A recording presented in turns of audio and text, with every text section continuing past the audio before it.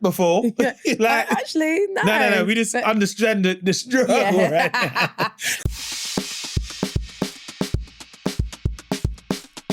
Thanks for doing the podcast. I really appreciate it, man. Me. It's really nice when I got the message from my agent. I appreciate it, man. The last time I think I properly seen you was at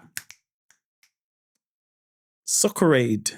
Yes. Yeah, it would have been Soccerade, yeah. And you mashed up your knee or your something like that? Soleus. I tore my soleus. Yeah. So I got like the last 8 minutes of the game, but I was training for it, tore my soleus. Yeah. And then I managed to get fit just to play the last 8 minutes. Oh, so man. It's well chuffed. Why do you, because you see with football, yeah, I think some people go into football and then I'm like, this is one of those things that people can do. Like, especially Soccerade is one of those ones where you're like, oh, this is a lot. Yeah. So why did you do Soccerade? Soccerade has always been one of those things for me that I've just watched for years. And I've always said one day I would love to do Soccerade. And both my brothers are professional footballers, so they've had the opportunity to play high level, play at amazing stadiums. I played when I was younger, but obviously nothing amazing. You played for Arsenal Girls, right? I did, yeah. Which is so cool. So cool. And actually, when I did I'm a Celeb with Jill Scott, we worked out with the same ages. So if I'd kept going, we probably would have ended up like playing against each other. Oh, wow. Maybe even with Alex Scott as well. But yeah, I just thought I've got to do it. And when you see the names as well on the lineup, you just think, this is a once in a lifetime opportunity. You forget that you're meant to be playing football. Yeah. Because when you're so anyone who's listening, when they do Soccerade, you do it in the Champneys Spa. Yeah. And there are still some people that are just there, like just regular people. Yeah. It's not like it's locked off to the public or anything. Having the massage and all that stuff. Yeah. And you do your little press thing. You might do some, you do training and stuff. And then they have a room where you can just get massages and treatments from like top football physios and doctors. Big up them, by the way. Yeah. Because I find like that is the place where everyone wants to chill. 100%. That's where the vibes are. Yeah. I feel like even if I didn't have an issue with my leg, I would have been in there anyway. Yeah, everyone's just in there. I didn't know when I first done it. But then I was like, right, everyone's in here. Yeah. And then you got the compression boots and they're like, you all right, Mo, do you need a...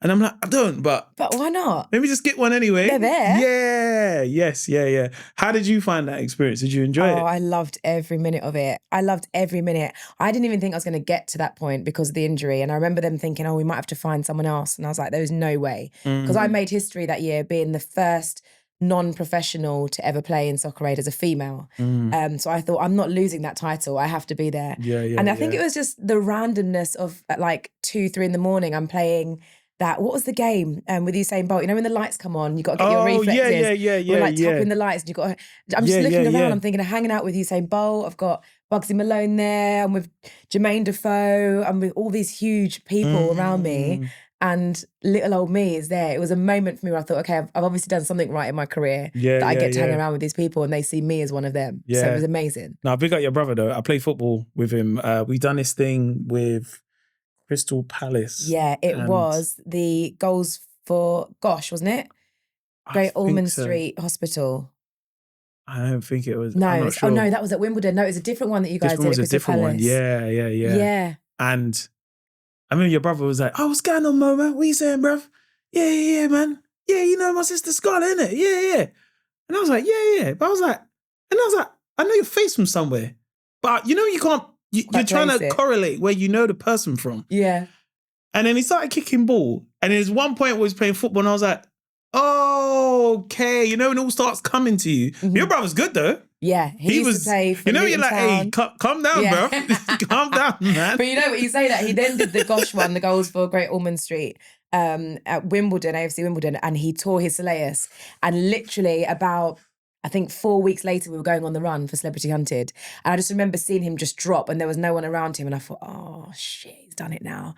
And I just ran on the pitch, jumped over the hoardings. I was like, are you okay? He's like, don't worry, I'll just do it in a boot. I'm like, I don't care about the show. Are you okay? Is your leg all right? Yeah. Torn, went to hospital, got x-rays, and they said that depending on the measurement, he would or would not have to have an operation. Thank God he didn't need to have it. And we still ended up doing Celebrity Hunted, but he did it in a boot. So he was like hobbling around. Oh, man. Yeah, it was a nightmare, but it was still fun. You went to art school as well, right? I did, yeah. I did performing arts for 3 years. Yeah. From 16 to 19. Lane Theatre Arts, it's called. Yeah. That was an experience, Mo, I tell you, because I've always loved singing and dancing and performing. Always. I wanted to be in a girl group. I wanted to be like in Cleopatra or whatever. But going to that college, it's one of those that can make or break you. 100%. Because you are in ballet class from like 8 a.m. and you are continuously working hard. It's strenuous. And also at that particular college, they used to weigh us every month. And when we would leave for like the end of term or half term, we'd get weighed. And if we came back and we were weighed and we were overweight, we were sent straight to the nutritionist. We were put on these diets. And it was mad. So there were so many people there that What year is this we're talking roughly? I went 2003 to 2006. Yeah. It's definitely not like that now. Like I go back and I mentor the kids now. So I would never want anybody to have the experience I had there. But it's hard. And you're seeing girls that are anorexic. There was a girl that set up like a bulimia club there. And one of my really good friends, Beatrice, she's a bigger girl. She's curvier, but her dad was always big. She was going to be big boned. He was an opera singer. She's an opera singer. So she was big and she'd be walking around eating seeds. And it's like, this is ridiculous, Beatrice. You can't do this. So I think mentally, it really would either make or break you. But I think it made me the person I am today because I'm very resilient now. I was never a favourite at college. So that meant I knew how to get up and dust myself off and go again. So that's helped me in the industry. But a lot of the girls that were the popular ones at college, they couldn't make it when they left because they didn't know how to deal with the rejection. That I think anyone who goes to any kind of theatre school, specialised music school, the training is so hard. When I heard about it, I was like, what? This is what you don't have to do. And I get the whole make or break thing. And I've only had a small slice of it of like I done performing arts and theatre production at uni. Okay. And we had done this play called Commedia. It's an art form called Commedia dell'arte where, you know, like where they put on like those kind of mad elaborate masks and one is like a crow. Oh, yes, and the masks are like made out of leather and all this stuff. But the whole point is that there's no real lines. So everything you're doing is like expressionate. Right. It's like, you know, like how early clowning is basically. Yeah. It's kind of like how that is like, I wouldn't say from that, someone will probably correct me, but how you use your body and your physicality. And the mask is meant to basically just tell part of the story, but it's your body that is doing everything. Right. Anyway, this guy coming from Italy, I'll never forget, teacher was hyping, this guy's trained in the arts. Teacher said to me, you're going to be the lead. I said, me? The lead? All right, cool. I used to like doing a lot of the funny stuff anyway. Yeah. Because it was comedy and expression, I thought this would be great. She goes, you're going to be the lead in it. And then this same week, my student loan dropped, but I got it backdated as well. Okay. So it was double bubble. Oh. And then this guy come in and he's like, okay, guys, we do. This guy was so brutal to me, every day, I would go West End and go shopping with my student loan. Right. I would go shopping. I'd do a madness. But it's not a madness in the sense of a Selfridges and it's like Top Man 10 times. 2 for 2 t-shirts. Yeah. And every day, just out of pure, I think it was depression. It was like, I'm going to go shopping every day to make myself happy. Anyway, we do the play. I was like, I just want to say, man, like I know I've struggled with this, but I just want to say thank you so much. You really pushed me to my limits. Mm-hmm. I'd never done this before. Right. And he goes to me, he goes, yes, but you're still not very good. Oh. When I mean, have you ever seen the film, Boys in the Hood? Yeah. You ever seen that scene where he's going, man, I was in that dressing room, just... What do you mean, man? Just, you think you've given your all? Because I give my all. And for a man to say, yes, but, still not so good. So don't celebrate now, I thought, I'm going to bang this guy in the face. But that's what I mean about, I always praise anyone who's gone through that route. Because I'm at uni, so I got a small taste of it. But I know some people in drama school are getting that all the time. Constantly. Do you know what I mean? Constantly. You have to be thick-skinned in it. Yeah. What plays did you do when you was in, because is it musical theatre as well, so right? I came out and did musicals. So the first show I did, in fact, the first ever show I did, this was a great moment for me, was the Michael Jackson musical, Thriller Live. Oh, yeah. Way back. So it was the initial original pilot. Yeah. It went to the Dominion Theatre. I did 2 shows, like a matinee and an evening. And that was to get picked up, hopefully, to then go on a longer run. But I remember being at college And we had a theatre agent, and I was like, look, I've heard about this show. It's coming in. It's in the stage newspaper. Doing a new Michael Jackson show. Please, will you put me up for it? I'd love to audition. He's like, no, I just don't think it's going to suit you. I was like, I know Michael Jackson's white now, but he was black once upon a time. It's definitely who I am. I can do it. I know soul. I know all of his music. Yeah. No. I was like, okay, fine. And then do you remember the Jump Off? Oh, Way back, yeah. So I used to be a round girl at the Jump Off, and then I created a dance crew. Yeah. And I used to dance there, and there's a guy called Patrick Allen who would put on these big dance battles for like hip hop crews and whatnot. And I ended up getting really good friends with him, doing some of his competitions. And after my agent rejected me, I swear it was the next day, I got a call from Patrick, like, right, I've been asked to choreograph the Michael Jackson musical and I want you to be my assistant choreographer. Are you up for it? And I was like, yes, I'm up for it. I went straight back into college the next day and I said to agent, Joe, don't worry about that audition because I'm going to be assistant choreographer. It's fine. So I got to be assistant choreographer, dance captain, cover the lead female, and just whatever else they needed on the show. It was the best feeling, honestly. And then from there, I think, in fact, that was probably the moment I was like, I can totally do this. I've been told at college I can't, but I can. Yeah. So I did that show. We did it on tour. I then did We'll Rock You, the Queen musical in Zurich in Switzerland. So I lived there for like a year and a half. Did We'll Rock You. Sorry, that was We'll Rock You. Did Hairspray, the musical in London. Did Rock of Ages. Did a show called Fella, which is about Fela Kuti at the National Theatre. Okay. That one was amazing because that one was produced by Will and Jada Smith and also Jay-Z and Beyonce. So we had everybody down to watch the premiere at the National Theatre. So we were all thinking that they're going to show up. They didn't show up. They didn't come in? They didn't send a text? Nothing. A young Not even tweet? a little video message, nothing. But yeah, that was probably a career highlight. So I've loved it. I did musicals for 8 years and it was just, it's an amazing experience. Because in musical theatre, I feel like you've got to be a triple threat. You've got to be able to sing, act and dance. Yeah, definitely. So you can clearly dance if you're going to be a choreographer. Yeah. If you're going to stage school, then you can act. Yeah. Can you sing? I can sing. Yeah. Yeah. Do you still sing now? For now, I sing for fun now. Don't put me on the spot. But no, now I sing for fun because there's no pressure. I'm actually doing, I don't even know why I'm saying this, but I'm doing a charity gig on the 10th of October where I'll be singing the set at Soul Mama in Angel Islington, and I'm raising money for Black Women Rising, the Black women's charity for Black women that have cancer. So I put up a video on my socials that I must have done years ago, but I just found some content. You know, you've got to post every day. So I found some content I hadn't posted in like a couple of weeks. And it was a video of me singing at Ronnie Scott's and it went viral and everyone's like, Scarlette, you got to go back to singing. I was like, I don't know. And then they reached out to me from Soul Mum and like, Scarlette, if you want to do it, let's do it. So October 10th, I'm going to do a singing gig. I'm so nervous. You're going to invite down the agents and stuff as well? No way. Guys, calm down. No, it'd be too nerve-wracking. No, I don't think I could do it. Have you ever been asked to do Strictly? No. And I would love to do Strictly. Because if you can dance, because I feel like you'd be one of those people where you go on the show and you know, I feel like every time they do Strictly, you get someone that goes on it and they're like, yeah, I just want to give it a go. Yeah. And see how it goes. And they're like, now it's merengue week. And you're like, hang on, this person can dance. And then they go, yeah, I actually used to train, But the thing with that is, I've never trained in ballroom or any sort of dance in that style. So it is still different. So as much as I'd pick up choreography probably quicker than others, I still have to make sure my body's in the shape and in the style of a Latin dancer or ballroom dancer. But I know with that, like from Bubba's gone on it and Eddie, and they said like the training is brutal. Yeah. But if you've done We're used to it, yeah. Do you know what I mean? I would love to do it. That and Masked Singer, I'd love to do both of those. Really? Yeah. You know what it is about Masked Singer, yeah? Is that I think if I wasn't on the show, I would definitely do the show. You would, yeah. I would definitely do it.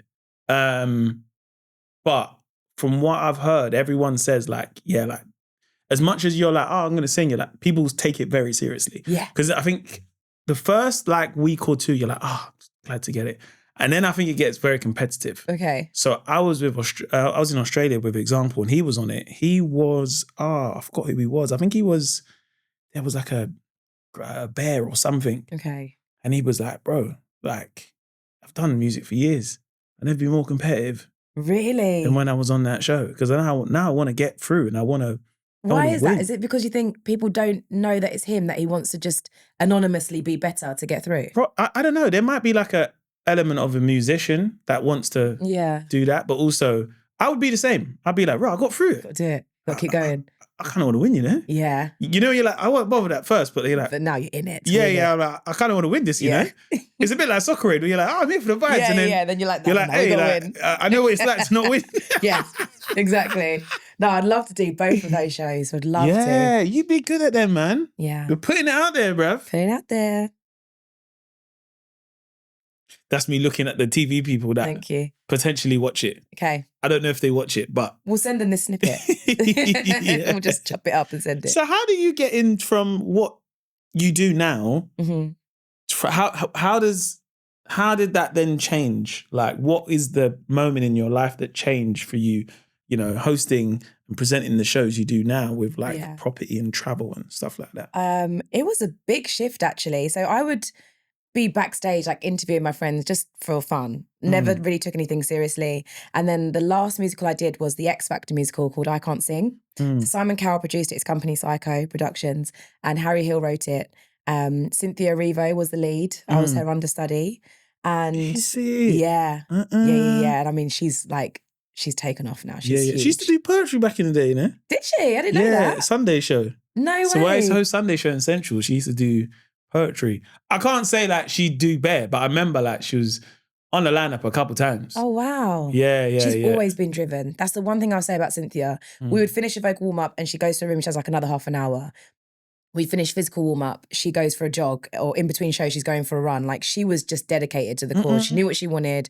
She had her eyes set and she just went for it. Yeah. So I did that show with her, and then it was supposed to be a year contract. It's at the London Palladium. Did 2.5 months. We got a 2-week notice. Show shut down. I'm like, what am I going to do? And I auditioned for Anton Deck's Saturday Night Takeaway show, their arena tour. So I had danced to them when I was back at college at like 17, 18 on the TV show. So when the arena tour came up, I was like, this is a sign. I've got to get the job. Yeah. Auditioned, got it, was on tour with them for, I don't know, from rehearsals to finish, maybe like 6-7 months. And I think just seeing two personalities selling out arenas, I was like, this is what I want to do. Because if I can't sing and dance for forever, and if I can talk and still have the accolade of a live audience celebrating me, then that's what I want. I want it to be all about me, sort of thing. So I'd done my little competitions and backstage interviews, and I managed to get a TV presenting agent off the back of it. I won one with MTV. But nothing was really coming in. You know, when you're starting out as a presenter, you just think straight away you're going to host The Voice or you're going to host X Factor. It doesn't work like that. Yeah. And obviously being from entertainment, those are the only shows that I wanted to host. So I ended up going on tour with the boys, telling them I wanted to be a TV presenter. Could I interview them? They were like, yeah, sure, we'll come in early and you can interview us. Did it. And they were brilliant. They were like, Scarlette, if this is what you want to do, we'll support you because you're actually really good. So they then got me a meeting with their agents, which was James Grant at the time. And they were like, right, we'll give you some advice, blah, blah, blah, do this, do that, create a show reel. There are 2 ways really to get into TV presenting. One is go on Love Island, which is coming back. And I was like, oh, it's not really me. Or 2, use an expertise. And if you've got a USP, use that as a way in. I was like, well, I do property development on the side because me and my eldest brother, Stuart, that you played with, we've been doing property development since I was 24, so like 15 years ago. You know, maybe that's a way that you can get in. So I went back to the agent that I had managed to get from my competitions and stuff, told them I had the meeting, all the advice. And they were like, we didn't even know that you did property. And actually, A Place in the Sun are looking for presenters that have a property background. So now we know that we can submit you. I was like, perfect. So I had to show them all the renovations I'd done before and afters, just like answer some questions, do a screen test.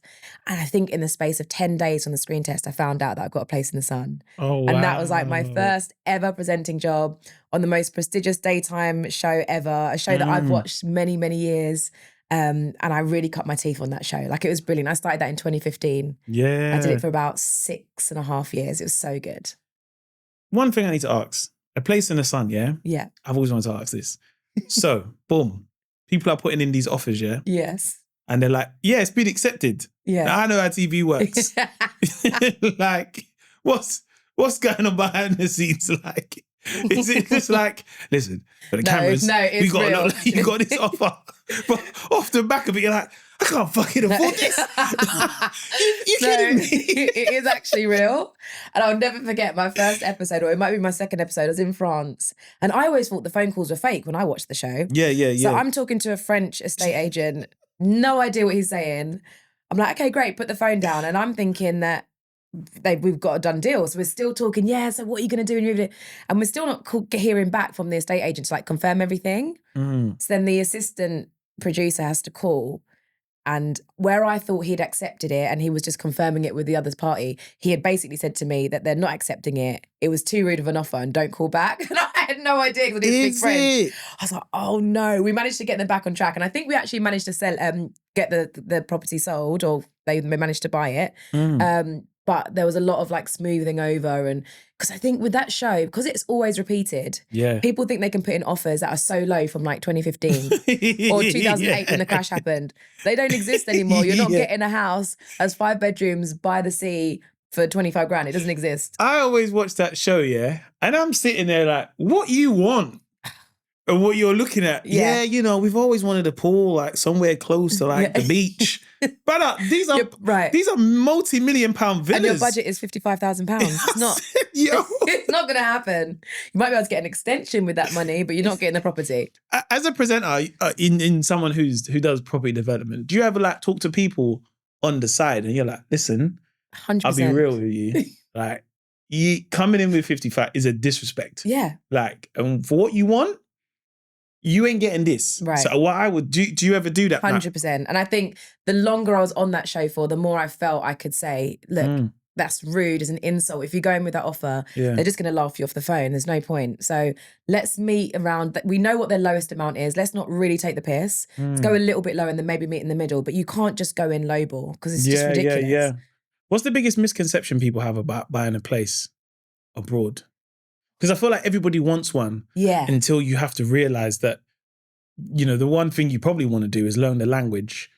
And then secondly, you're like, understand. Because I watched that show and I'm like, oh, wow, there's a different tax to pay, or there's this you have to pay. And like, they also just don't want to sell to people that are not from there as well. That can also be... You've got to be so careful, especially where you're looking to buy. A lot of the times when people go to Spain, they go into the areas where it's predominantly English people that are still living. So they don't have to worry about learning the language. They don't have to worry about finding an English cafe because they have everything on their doorstep. But then for me, you're not really enjoying that country. You're not getting to explore the culture of a different country. Yeah. And I think when people are looking to buy abroad, they don't consider the fact that it's a complete different buying process to here. Like you have to get, especially in Spain, it's like your NIE number, your NIE number, which is like an NI number we have here. Yeah. You can't buy anything without getting that. So you have to get a notary to make sure all of your documents are signed and people know who you are. If you've got a mortgage, the percentages might be different to what they are here. The interest rates are going to be different. You've got to get your bank account. You have to make sure you have a really good estate agent and legal person over there. So it's the boring red tape stuff that we also have here. But it's just very different. Yeah. And different jurisdictions in the same country would have complete different rules as well. So you could drive, 5 miles one way, you're in a different county, and their rules would be different to a different area. So it's just being as, I guess, clued up as possible, do your research, go out and check these properties. Because a lot of the times, people don't always buy on the show and people get frustrated when you watch it. Fair enough. But we're there from a Monday to Friday. They're showing 5 properties. Sometimes you'll get to go back and look at it. But it's a lot of money to part with in 5 days. You need to really get to scout an area, go in the evening, be there around school times, whatever it may be, around the summer times, around the winter times. Is this a place that you really want to spend a lot of your money on? And if so, go for it. But I do think making a decision in 5 days, that's a big decision. Yeah. And then on TV as well. And like we're all looking at you, you've got the cameras around you, like, you're going to put in an offer? Yeah. Oh, you start to feel pressure. So I understand why people don't always offer on it. Yeah, I love that. I love any property show, innit? So Homes Under the Hammer and A Place in the Sun, they're like the go-tos. I feel like they're like British staples. 100%. Where you can sit back and it's not too much money. Yeah. Do you know what I mean? It's not like, oh, hang on, how much? Oh, we want to be... It's not Grand Design's money. Yeah, and it just feels like you're watching normal people just live out like their dream, but still have budget constraints. Yeah, do you know what I mean? Where definitely. You're like, oh, bro, like, why don't you go up a bit? Do you know, when I watch Homes Under the Hammer, and I'm like, brother, like, just come on, man. Get it. And it's like, yeah, we haven't done any renovations. I'm like, yo, hey, man, it's been 2 years. Yeah, they come back. Still nothing's been done. Boo. Yeah. But then I think with A Place in the Sun, it's that dream of like, potentially having, like, that is, I think, the next level of, like middle class where you're like, whoa, we got a place in Spain. Get a holiday home now. Like, what? Yeah. You live in Spain and you can come back. And go when you want. I think also the misconception people forget is how expensive it is to have a holiday home. I think everyone thinks it's that holiday. Yeah. Everyone thinks it's like when I went on holiday. I'm like, no, you stayed in a hotel. Right. You still have all the fees and stuff. Like when we used to film in Florida, you have the HOA fees, the homeowner association fees. So if you're not there, you're still paying every month for the grounds to be kept clean, the lighting to work, the elevators to work if there's an elevator in the building. People don't clock these things or add them up. So unless you are potentially renting it out for like an Airbnb property or whatever, you can lose a lot of money. So again, you just got to do so much research. I heard Florida's a good place to buy in. It is a good place. Obviously, that's where the ginger man lives. But there's the ginger, his face is ginger, the orange blonde man that no one really likes. But it's a beautiful place. I go a lot. I spend a lot of time over in Fort Lauderdale. I've got my uncles over there. So I'm either there or LA, but it's just so cool. It's so cool, Florida. I went to Orlando, Florida for the first time probably like 2 years ago. And it was February. And it was still like 25 degrees. And I was like, and there's lizards walking past. Yeah, just chill. Like they're saying, like, be careful of the swamps because of the crocodiles. And we was on the lot where the whole like Disney World which is huge. Yeah. Like to the point where when I went again last year, I was like, this ain't the same place. This is like another side. That you hadn't seen before. Yeah, of the Disney world, if that makes sense. But Orlando, because we went to a basketball game and stuff, I was like, I can see why so many Brits choose Florida as their destination in the US. Yeah, and it's very safe as well. It's really safe, Florida. It's probably one of the most. And it's called the Sunshine State because you get so much sun. Yeah, you're also very close to the Caribbean if you want to pop over to like Jamaica. There's Jamaicans there as well, isn't it? So many Jamaicans. Yeah, there's a lot of Jamaicans I love it as well. Yes. You're close to so many different places, and you're East Coast as well, which means that you're only 5 hours behind the UK. Sorry, so that's not too bad if you wanted to work from over there, as opposed to being on the West Coast, you're 8 hours behind. Yeah. There's so many positives about Florida. Where would you say in America is I say the worst, but the place where you're like, I wouldn't buy there? I just don't think I'd go deep south, you know, like Alabama or those places where I'm just not sure if I'm going to make it across the country alive. I think I'd just stay away from those places. Not for me. I've been to New Orleans, which was so good. I went for Jazz Fest a couple of years ago. New Orleans is a vibe. Oh, it was so cool. Just the old buildings and the properties, the people, the food. Oh, I love that. That was. It feels like being, cultural. even though you're in America, it feels like, I don't know the words, but you know, like it feels like a destination. Yeah. It doesn't feel like I'm even in America. No, it doesn't. It feels like I'm in a movie set. Yes. When I was there, I was the like, cobbled what? streets and everything. I loved it. Yeah. Absolutely loved it. What was your experience like on I'm a Celeb? Like, because I know you were on there, Baba Tunde as well, a good friend of mine. Thank God for Baba. But what was it like for you going on the show? Because you went on a little bit later as well. So no, I got picked later. I was like one of the last people to be picked to go on. So initially I was going to be going in later with Sean Walsh. And then Matt Hancock decided that he did want to do the show because I think, was it Rishi Sunak didn't put him in his cabinet or something? So he was like, well, then I'm going on the show. So then I got pushed to go in kind of at the normal time that everyone goes in. But I just remember when my agent said, look, you're up for it. We don't know what's going to happen. We'll see. Then there's 8 people left. Then there were 4 people. Then it's you and one other person. So you're in limbo. You're just waiting. Yeah, I didn't know. Is it? Yeah, I had no idea. And I think I flew, or I found out not even 10 days. I think I found out about 5 days before I had to fly. So I'm like, Mum, you got to do my hair. I'm like trying to cancel different appointments and filming dates, other stuff and voiceovers. I'm like, guys, I'm going to be gone. I'm sorry.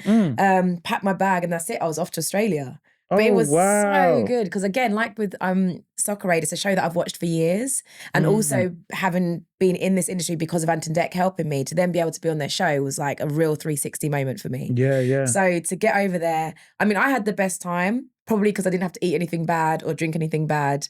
But I do think in hindsight, it would have been good to do more of the challenges because you don't get as much airtime otherwise. And obviously we had Matt Hancock in there. And he was getting all the challenges. You feel like he's getting all the airtime as well? He was getting, and he would be strategically placing like his waistcoat in places so that people could see his name and number and all this stuff. Just think, bro, what are you doing? But yeah, if it wasn't for Bubba, I never would have made it through that show. There were so many times I wanted to just lose it. And he's like, Scarlette, just remember, we're on TV. Just breathe and hold it down. I'm like, yeah, you're right. So when it was between me and him, I was like, I'd rather it be me, because if he goes, I'm not going to make it. So yeah, it was gutting, obviously, to get voted out. But I was one of the least known people in there. So to even be in there and have that experience was amazing for me. Do you feel like being in there definitely helped your career? Does that make sense? Because I feel like it's one of those shows where like you can go on and you can get load more work, or whether it's, you know, because I guess being on a show like that can be so exposing, but also it's like, if you're not getting the screen time, you're like, oh, like, all right, I got paid and I got a few more opportunities, but is it the thing that people know me for? Yeah. Does that make sense? If it does. If I'm honest, I genuinely thought it was going to change my life and change my career. And it didn't really. I say for the first year, like I got to do Good Morning Britain and I would cover Richard Arnold on there for a bit. I did lots of Lorraine, which was cool. But I think what I had in my mind and the trajectory of where it was going to take me to, it didn't really happen. So that was probably a bit of a mind. Can I swear here? Yeah. It's a bit of a mind fuck for me. To come out and be like, okay, I think it's going to happen. And lots of things did happen, like Soccer Aid, I managed to get that off the back of it, great.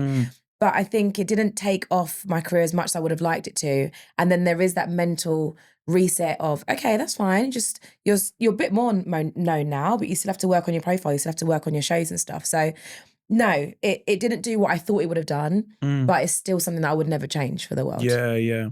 What did you think it would do? I just thought it would have given me loads of opportunities. Loads. Like, obviously I didn't win it, that's fair. Jill Scott, she does everything now and I love her. She's amazing and she deserves it. Should have won it. And I'm not saying that I wanted to get everything that she got, but I do think it would have opened up more doors to at least get me more meetings, maybe get me more TV shows, help me develop things with production companies and stuff. And it didn't really do that. So yeah, so there have been times when I'm like, I don't know if I still want to be in the industry, because no matter how hard you try, no matter how much you do, there's just always that kind of brick wall, that block you can just never get past, which is why I ended up going to the States a couple of years ago in the first place. I don't feel like there's a glass ceiling there. I feel like you can literally do whatever you want, especially as a black woman in the industry. You can just go for it. You know, you can have your own chat show, you can have whatever it is that you might want over there. Do you think here in the UK there is a glass ceiling for black talent, but especially for black women as well? Yeah, I really do. I really do. And I struggle with it and it's a shame. But again, I see people out there and I'm like, yeah, you're good, but this person's incredible and amazing. And I think that's what's great now as well about the world we live in, is that you can go and create your own platforms. And seeing Judy with what she's doing with her podcast, I love it. And seeing other people going out there and doing their own things, it's great. But if we really look at how many black women are doing extremely well in the mainstream, I don't think there's that many of us. Yeah. We've got Alison Hammond, AJ Dudu, and Judy Love probably, that are like really big household names. Charlene White, of course, from Mummy Celeb as well, and doing ITV News and everything, and Loose Women. And there's a whole, you know, we're not, you know, you want people to be, oh, what about it? There's a whole host of other names, but I know what you mean. It's like the fact you have to think like that hard before you're like, oh, but there's that person, and let me not forget that person. Because even back in the day, Trisha Goddard had her own chat show. It's amazing, but no one has it now. Yeah. I remember I had the same agent as Alison, and what clip was it? I think, was it the Rock clip years ago, and it went viral. And James Corden had got in touch. He's like, I want to produce her own chat show because she's amazing, blah, blah, blah. And then it was all like, no. I'm thinking, but why not? She's brilliant. I'd like, oh my goodness, if I don't know if she would ever want to, but if Alison had a chat show, I would be watching it all the time. Yeah. But I just think she's brilliant. She brings so much energy to every room and she's great. You know, I'd love to see that. I remember when I first met her, she was just like, I think we met on Zoom during the pandemic. I'd done an interview with her on, maybe it was this morning, I'm not too sure. And I hadn't met her, I didn't really get to meet before. And she's like, no, you got to call me Auntie Al now, innit? So, all right, cool. So when I go and do this morning, I'm like, yeah, Auntie Al, you're right, yeah?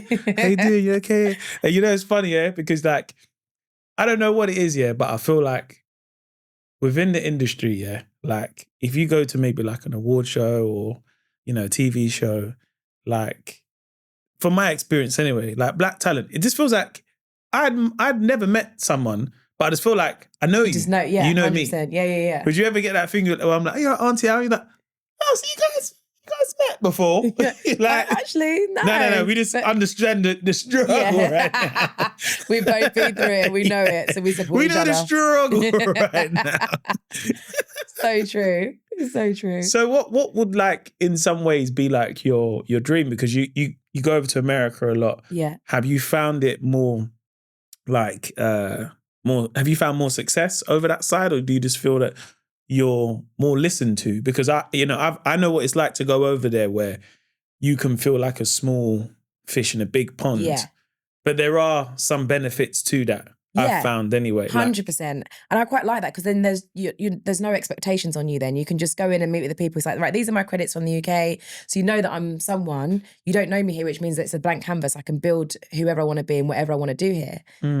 But what I do notice in the States is people are a lot quicker to say, oh my God, we love you. Let's do something. And you get really excited. You're like, oh my God, this is happening. And then nothing happens. You got maternity leave. Oh my gosh, yeah. Like when I first went over there, I think in the space of the first 2 months, I had a meeting with some really good people actually. One of the production companies, I took a show idea to them and they loved it. And then we started developing it. We started meeting with like I'd found lots of different people that fit the kind of topic of the show. We found an amazing company, created this pilot episode. It was so good. I was getting executive producer credit and I'm thinking, oh my God, I've been here 2 months. This is so exciting. And it was all going so well. And then I remember having a meeting with HGTV and just talking to them. I was like, oh, whatever happened with the show? I've been working with this production company and everything's gone quiet. They said they haven't heard from you. They're like, oh yeah, well, we're still working with the company that I found that was it was like a property company. We're working with them, but with a different production company, not the production company you're attached to. So I'm thinking, what? And I started looking into it, and the guy basically had signed 2 contracts with the production company I was working with and with another one. So then because he'd breached the contract, everything had to get shut down. So there I am thinking that my show idea is going to blow up. It's going to be like the next big thing on HGTV or Netflix or whatever. And it just didn't happen. And I was gutted. And then there was another show which was a cross between A Place in the Sun and I had a show called My Dream Derelict Home in the Sun. And it was a cross between those. It was Americans moving over to Spain or France, whatever, let's say it was France, buying old chateaus, renovating them to be their dream homes. That was all about to happen.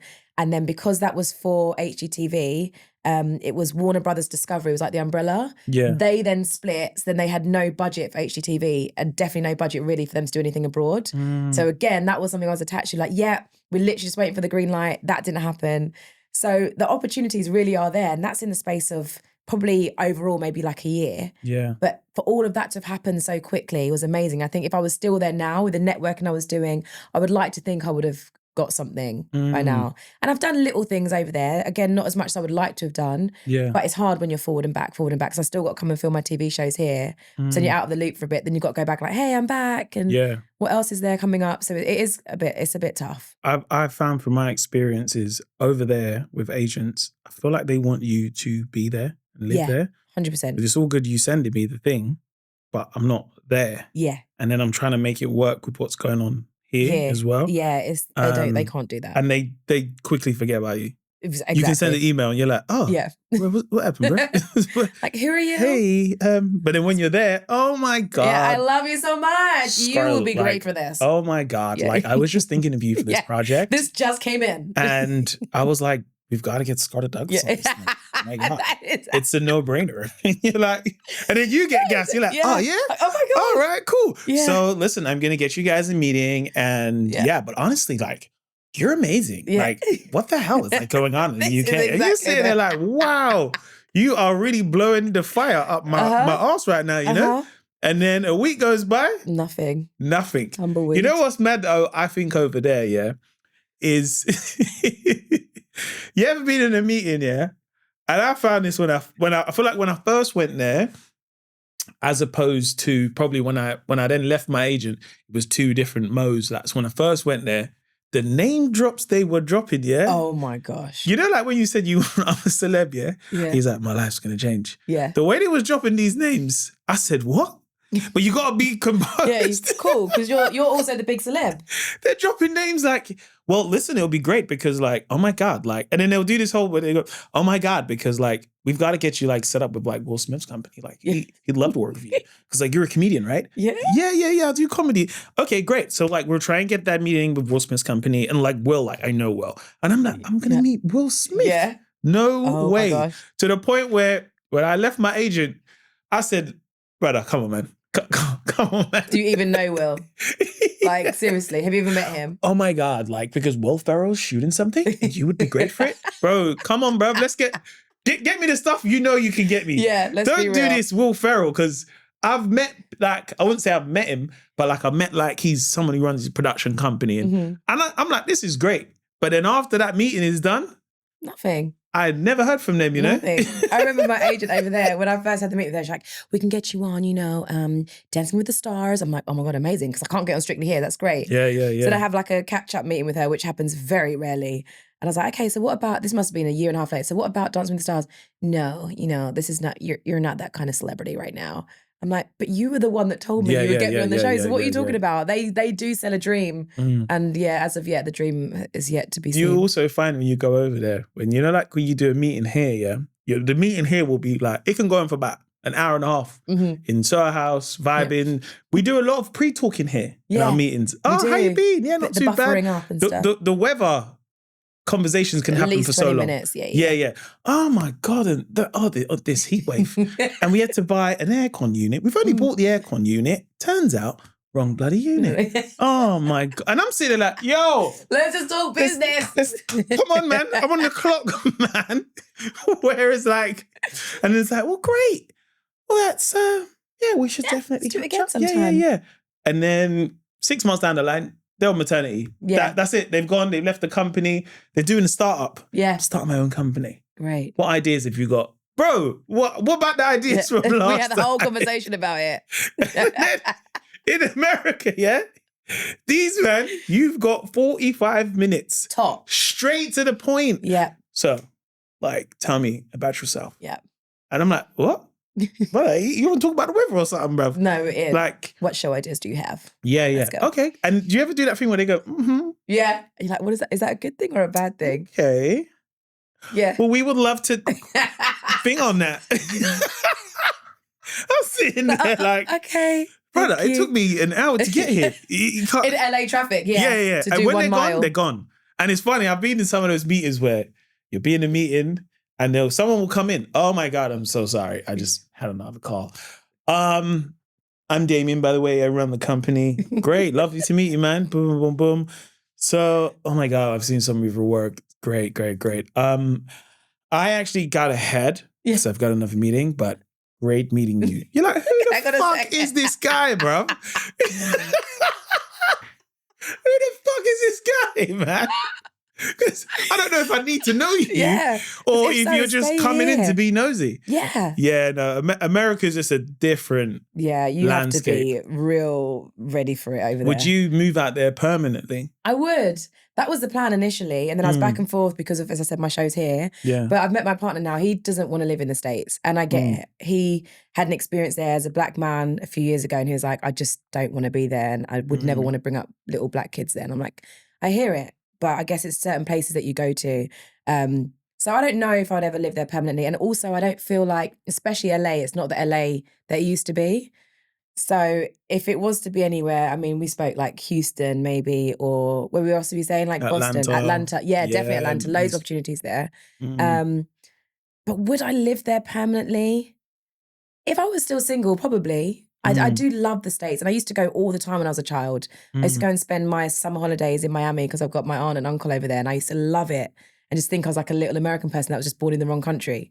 So maybe in the future, I don't know. I don't know if this is where I want to stay. I don't really want to stay in the UK. I love being able to travel and be in other countries a lot more. I think definitely like America single in that kind of period between your 30s and 40s is one of the best periods, especially if you're from the UK. Yeah. Because your accent gets you into rooms and places that you can be by yourself and make friends very quickly. Do you know what I mean? Definitely. And there's always a nice pocket of Brits out there. And I feel like the Brits are always like, oh, raw, like, I've been missing someone from the UK. Yeah, and they're so supportive as well. Yeah. I love that. It's the one thing I've always found about LA. Like, a lot of the Brits I know who live out there and, you know, friends and that I've got out there, like, whenever I'm there, they're like, oh yeah, let's catch up, let's go lunch. Yeah. Because I think they're just like, I have missed someone like you that I can just chat to properly and get, whether it's the banter or whatever it is. And especially, you know, when I used to go out there when I was single, the accent, oh my gosh. The minute I speak, I was like, oh my God. Where you from? Mhm. Oh, I'm from London. What you doing here? I'm just here to get food. You got a nice accent, young man. Oh, thank Yeah. you. Thanks, madam. Appreciate that, man. So you live out here? I'll be like, no, I just do acting and stuff. And wow, you big, like you famous? And I'm like, babes, I'm just here to get some rice and They peas, love bro. it. They love it. They have black people in the UK. I get that all the time, even now. Yeah, y'all drink tea, right? Yeah. Yeah. We drink it, not every day, but we do drink it. Yeah. Okay. And baked beans? They don't understand baked beans over Buckingham there. Palace. Yep. What's the situation there? Yeah. I don't know. King, It's the queen. there, innit? It's there. It's like the parcel in the park. But then it is quite nice being like the spokesperson. So people are like, y'all ain't got no guns out there? No, I got no guns, No. but it goes off though, you know? Yeah. Really? Shit, man, I gotta get out there in London, man. They love it. They love it. I think that's what I found appealing of when I would go out there, especially also like at a time in my life when I was single, but also you could do work stuff. Mm-hmm. And I feel like I share the same sentiments as like, I've looked at times in my life where I'm like, maybe it would be good to live out here. But I always think visiting a place for as long as you can is so different to when you live there. Definitely. Do you know what I mean? think the longest I've spent there is maybe like 3 months in one go, 3, maybe 4 months. And you do get used to it. But yeah, the grind, the hustle, I like hustling. I do love it. I love working hard. I'm a hard worker, a grinder for sure.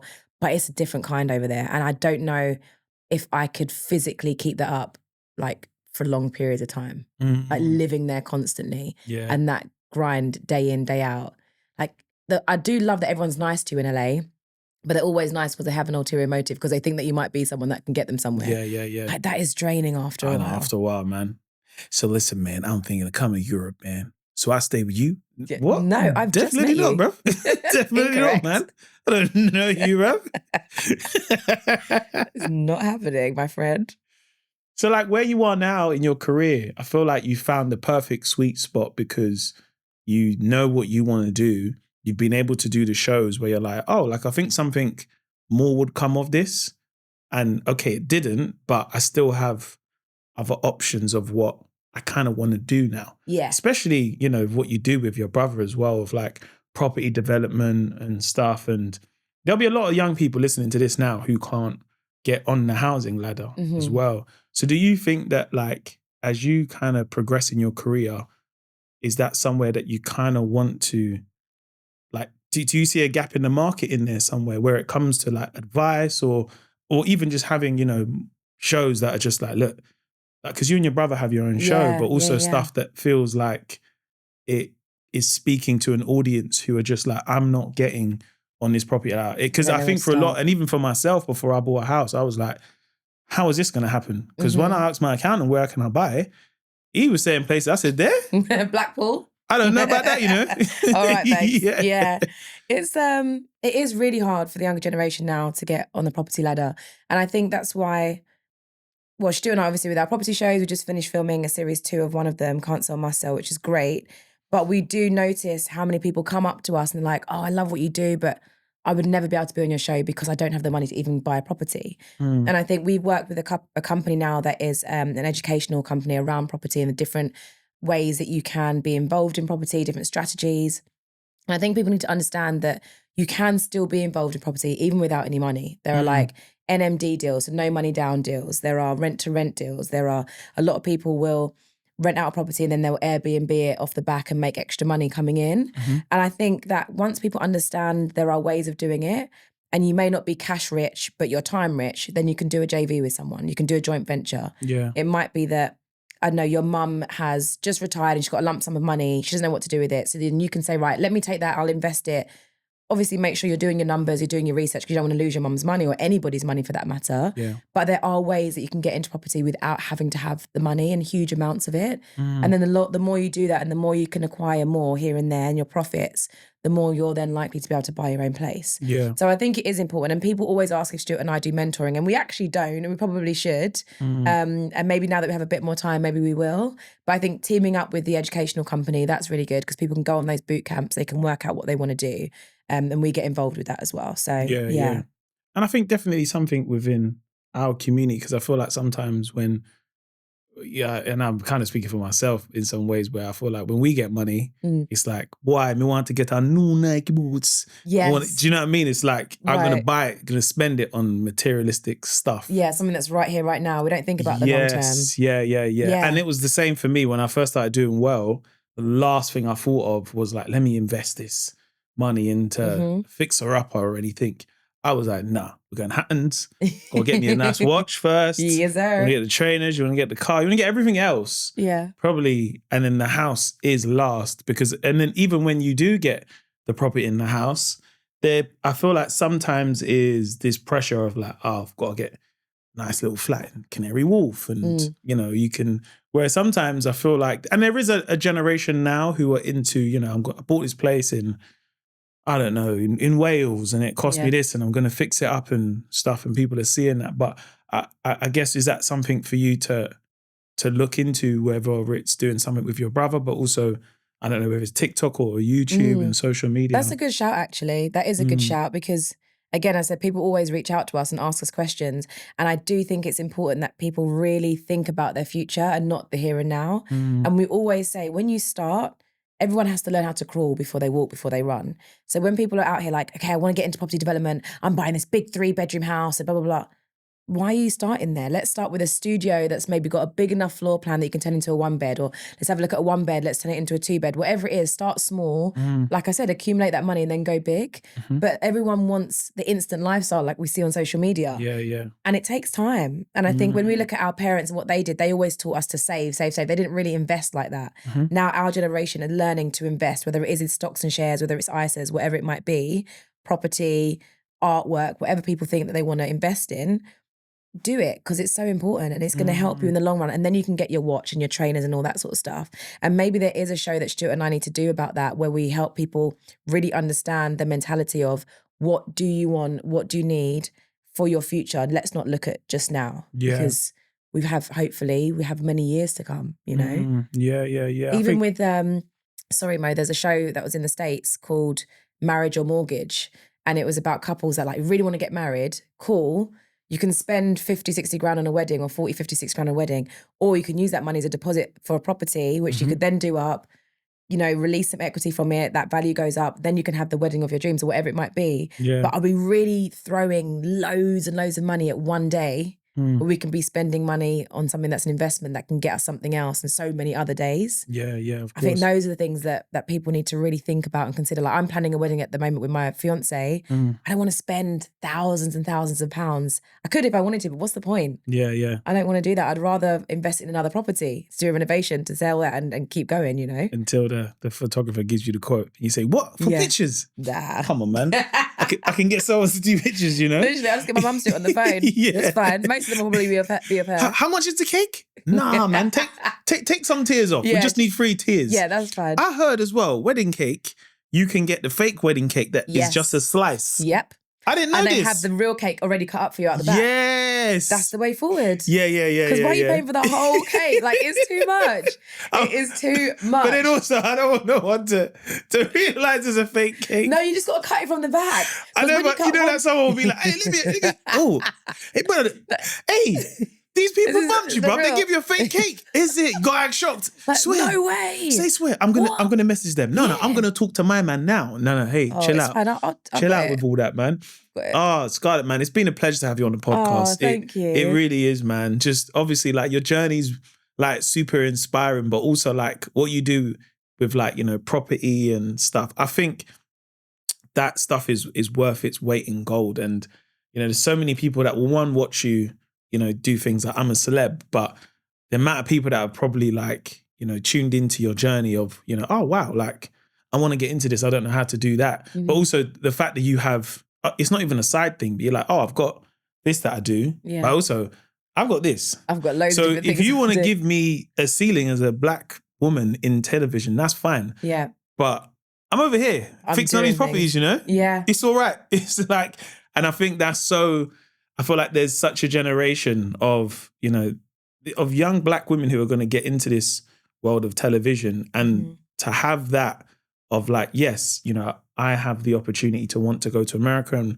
look for bigger things, but also I have what I do on the side, which is actually another passion of mine too. So you can have both, not feeling like 100%. you need to get this to then get that, if that makes sense. I think multiple streams of income in this world that we live in nowadays is so important. It is. And I can't ever just focus on one thing anyway. So I do my TV presenting, I do my property development, I do my interior design. I've got an independent travel agency that's my own. I've got a talent agency where I've got talent that I've got jobs for, and I love it. I love every aspect of entertainment and property. And I just think as long as people don't ever get disheartened that maybe that one thing they're focusing on isn't as successful as they'd like it to be right now, you can always do other things. That's one thing I love about the States, I think, Mo, is that people over there, they are more than triple threats. They do everything. Here, I think we're just taught to focus on one thing. And sometimes I don't think that's always the best way. I like to do as much as I can. Yeah. No, you can't, not in this day and age.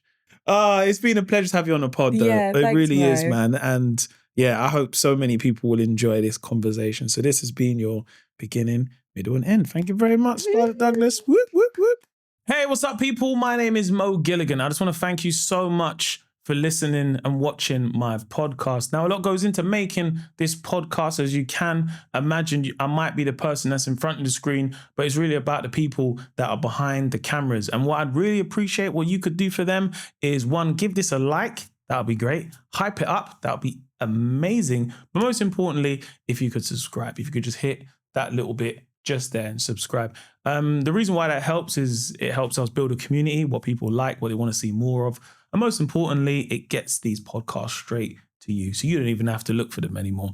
And how cool is that? Now, listen, if you do want to watch any other episodes, you can check out this episode down here and this episode just down here. My name's Mo Gilligan. Take care.